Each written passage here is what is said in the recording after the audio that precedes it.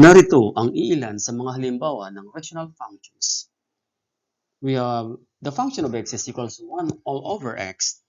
X is the function of g of x is equals to x all over x squared minus 9.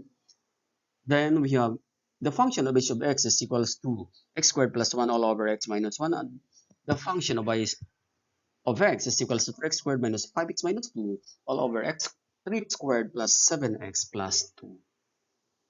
Ang tanong natin, ano po bang klaseng form ng functions ang ginamit nila? Unahin po natin yung first rational function. So, the function of f of x, ang kanyang ginamit is, we have here constant divided by a linear function. Bakit constant? Ang kanyang numerator is a number without an exponent. Therefore, so that's a constant. Ang kanyang denominator is a linear function. Bakit linear function? Pag ang atin pong expressions ay wala pong exponent, ang ibig po sabihin nun, ang kanyang exponent is always equals to 1. At lahat po ng given expressions na ang exponent is always equals to 1 ay tinatawag po nating linear functions. How about the second one? G of x is equals to x all over x squared minus 1. Ayun dito, that's a linear function divided by a quadratic function. So, ang linear function, ito po yun. Ang kanyang exponent dito is equals 1, kaya tinawag siya dito na linear. And then, bakit quadratic? Kaya po siya tinawag ng quadratic function kasi po meron siya ditong square or 2 as our exponent. Any functions na ang kanyang exponent is 2, the highest exponent degree is 2, it's always equals a quadratic function. How about number 3? H of x is equals to x squared plus 1 all over x minus 1. So, obvious naman po na it is a quadratic form dahil sa kanyang exponent na 2. Then, linear kasi ang exponent ng variable is equals to 1. How about number 4? The function of I of x is equals to a quadratic function and a quadratic function. Bakit pareha sila quadratic? Kasi same lang naman ang kanilang exponent. So, ang titinan lang po natin is the exponent to identify kung anong klaseng functions meron tayong nakalagay dyan sa ating given problems. Now, meron tayo ditong mga restrictions. Let's find out. Tingnan natin. So, we have the domain of f or f of h. Tingnan po natin, ano po bang domain nito? Ayun dito, it is the sets of all real numbers except 0. So, ang domain po nitong atin pong given functions ay lahat ng sets of all real numbers. Ibig sabihin nun, positive, negative, and so on and so forth, maliban lamang po sa 0. Kasi, pag pinalitan natin yung x ng 0, ang mangyari is 1 over 0, at hindi po natin pwedeng i-divide yun. Magiging undefined po siya. So, pag nagiging undefined yung given functions, yung number na ginamit mo is, yun po yung tinatawag nating restriction number. So, siya po maging restriction natin, or that is the number that is not included as your domain. How about the second one? So, sa number 2, we have the g of x.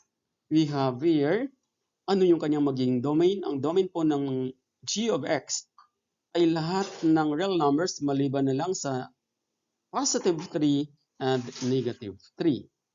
Kasi, yung ating pong denominator ay factorable.